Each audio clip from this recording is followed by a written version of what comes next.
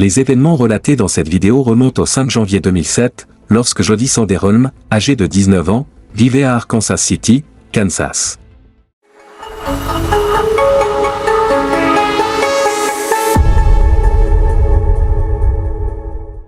Ce jour-là, Jody s'était rendue à un entraînement de danse à l'université où elle était inscrite. Après l'entraînement, elle n'est pas rentrée chez elle et a cessé de répondre à son téléphone. Ce comportement était inhabituel pour elle, ce qui a immédiatement inquiété ses parents. Jody Lynn Sanderholm est née le 26 septembre 1987 à Arkansas City, fille de Brian et Cindy Sanderholm. Elle était la troisième de 3 enfants, ayant un frère nommé Jason et une sœur nommée Jennifer. Depuis son jeune âge, Jody était passionnée par la danse, une activité à laquelle elle consacrait une grande partie de son temps, mais elle n'a jamais négligé ses études. Elle avait d'ailleurs été l'une des 4 valedictoriens de sa promotion. En plus de son engagement en danse, Jody était une élève brillante, membre de l'Association nationale d'honneur, et elle avait reçu des prix comme le prix de physique de l'année de David Steinmetz. Elle avait également été capitaine de l'équipe de danse de l'Université d'Arkansas pendant 2 de ses 4 années d'études. Après l'université, Jody avait poursuivi des études en pré-pharmacie au collège Cowley, où elle faisait aussi partie de l'équipe de danse Cowley Tigeret. En 2007, la ville d'Arkansas comptait environ 12 000 habitants, et pour ses parents, comme pour beaucoup d'autres résidents, la ville semblait être un endroit sûr et paisible pour élever leurs enfants. Cependant, après la disparition de Jody, il est devenu évident que la sécurité n'était qu'une illusion, et que la menace pouvait se cacher là où l'on s'y attendait le moins. Le matin du 5 janvier 2007, Jody a conduit sa voiture, une Dodge Stratus, jusqu'à l'université pour un entraînement de danse. L'entraînement se terminait à 10h45, et après cela, elle devait rentrer chez elle. Cependant, elle n'a pas répondu aux appels répétés de sa mère, Cindy, ce qui était très inhabituel. Cindy, inquiète, a décidé de quitter son travail et de retourner chez elle pour vérifier si Jody était bien rentrée. En arrivant à la maison, Cindy a remarqué que la voiture de Jody n'était pas garée devant. En entrant, elle a découvert que Jody n'était pas dans la maison et que ses affaires personnelles, y compris son uniforme de danse, n'étaient pas là non plus. Il n'y avait aucune trace de sa fille, et Cindy, en proie à une forte angoisse, a immédiatement contacté la police pour signaler la disparition. Les enquêteurs ont appris que, ce matin-là, Jody avait dit au revoir à ses amis à l'université avant de partir pour prendre le bus en direction de chez elle. Mais, par manque de chance, elle est arrivée à l'arrêt de bus trop tard, découvrant que le dernier bus était déjà parti. Elle aurait alors dû prendre un autre moyen de transport, en l'occurrence le train, qui se trouvait à proximité, mais elle n'est jamais revenue chez elle. Pendant la journée, Cindy et Brian ont tenté de joindre les amis de Jody, mais personne ne savait où elle se trouvait. En soirée, l'équipe de danse de l'université devait se produire lors d'un match de basketball, une performance pour laquelle Jody était la chorégraphe, mais elle n'est jamais apparue. À 18h, ne voyant toujours aucune trace de Jody, ses parents ont de nouveau contacté la police. Les autorités locales ont rapidement organisé une enquête, et des affiches avec la photo de Jody ont été distribuées dans toute la ville. La police a appris que Jody avait un petit ami, Colby Wilson, avec qui elle était en couple depuis l'école, mais après avoir contacté Colby, il s'est avéré qu'il était en voyage chez son frère au Texas depuis plusieurs jours.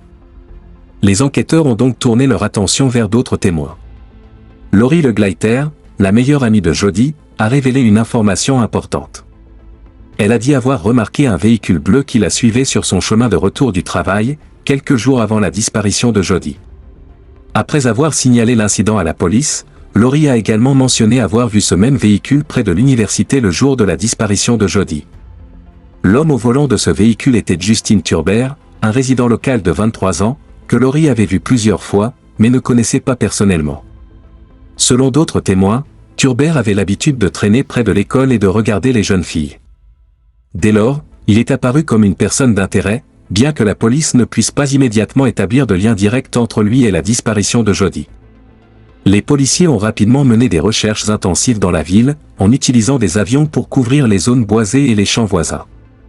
Ils ont également suivi les derniers signaux de téléphone portable de Jody, qu'il avait localisés près de l'université. Cependant, malgré leurs efforts, ils n'ont trouvé aucune trace de sa voiture, et les témoins ont été incapables d'apporter des informations supplémentaires. Les autorités ont ensuite découvert que Justin Turber avait un passé criminel. En 2004, il avait été arrêté pour possession illégale de substances contrôlées, il y avait un casier judiciaire pour plusieurs infractions mineures, dont la fraude. Ce n'était pas la première fois qu'il attirait l'attention de la police, mais aucune preuve formelle ne le liait à la disparition de Jody. À ce moment-là, les autorités se sont tournées vers les proches de Jody pour essayer d'en savoir plus sur sa vie personnelle et déterminer si elle avait eu des conflits récents avec quelqu'un. Les amis et la famille de Jody ont expliqué qu'elle n'avait montré aucun signe d'inquiétude ou de malaise concernant sa sécurité ou de relations problématiques avant la disparition. L'enquête sur la disparition de Jody a rapidement évolué en un cas de meurtre, bien que des mois de recherche n'aient pas permis de résoudre le mystère. En 2007, la police a relancé l'enquête. Les enquêteurs ont interrogé les habitants de la zone où le corps de Jody avait été trouvé, espérant que quelqu'un se souvienne de quelque chose. Mais ces efforts n'ont pas abouti. L'affaire de la disparition de Jody a été abordée dans plusieurs émissions de télévision, ce qui a conduit à de nouveaux appels, mais ces informations n'ont pas permis de rapprocher les enquêteurs du suspect. Le 1er janvier, juste avant les fêtes de Noël, Justin Turbert a été impliqué dans un incident où il a commencé à se faire passer pour un policier, perturbant l'ordre public. Lorsqu'un véritable policier est intervenu, Turbert a prétendu souffrir de douleurs thoraciques, ce qui l'a conduit à être emmené à l'hôpital au lieu d'être arrêté. Cependant, il n'a pas été arrêté après sa sortie de l'hôpital, et les raisons de son évasion demeurent floues, bien qu'un de ses proches, travaillant pour la police de Cole County, ait pu jouer un rôle dans ce processus. Le 6 janvier, un policier a aperçu Turbert conduisant une Cadillac bleue devant la maison de ses parents. Lorsqu'il a été interrogé, Turbert a déclaré qu'il était allé à Winfield, une ville voisine, avant de se retrouver coincé sur une voie de terre près de Cedarvale. Selon ses dires, après 6 heures, il s'est fatigué de marcher et a appelé son père pour qu'il vienne le chercher.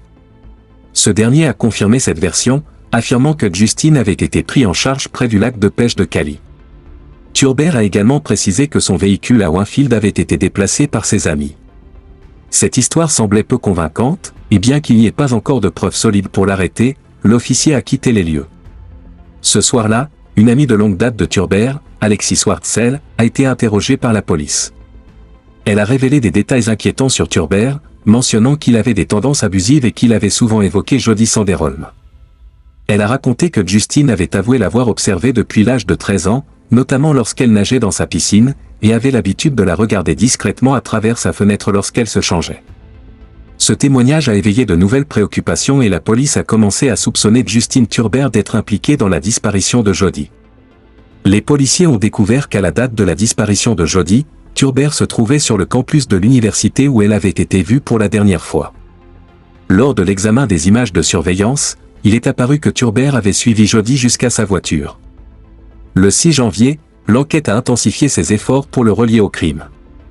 Lorsqu'un officier a demandé à Turbert de passer un test polygraphique, celui-ci a accepté, mais a insisté pour que son proche Chad Monroe, travaillant au bureau du shérif, soit présent lors de l'interrogatoire. La police a également saisi les chaussures que Turbert portait le jour où il avait été récupéré par son père. Ces chaussures étaient mouillées et salies par la boue. Le père de Turbert a déclaré avoir aidé son fils à les nettoyer. Le 7 janvier, une équipe de recherche a trouvé des empreintes de chaussures qui correspondaient à celles de Turbert dans la réserve naturelle de Cow, un lieu où d'autres indices ont été retrouvés, y compris des effets personnels de Jody, comme un short coupé, un portefeuille et des articles de danse. La police a également trouvé des traces de pneus boueux près du lac de pêche et des toilettes publiques, renforçant l'idée que Turbert était impliqué dans la disparition de Jody. Le 9 janvier, après une exploration du fond du lac grâce à un sonar, la voiture de Jody a été localisée, immergée sous l'eau depuis plusieurs jours. Le même jour, le corps de Jody a été retrouvé dans la réserve naturelle de Cow. Des analyses ADN ont permis de lier Turbert à la scène du crime, et des cheveux retrouvés sur le siège conducteur de la voiture ont renforcé ces preuves.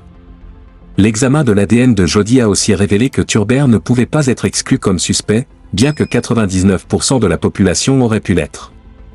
Les informations recueillies par la police, ainsi que les témoignages des amis de Jody et de Turbert, ont permis de lier définitivement Turbert à la disparition de Jody. Les données des antennes relais ont montré que les téléphones de Jody et Turbert se trouvaient au même endroit le jour de sa disparition, corroborant ainsi l'idée que Turbert l'avait suivi jusqu'à sa voiture.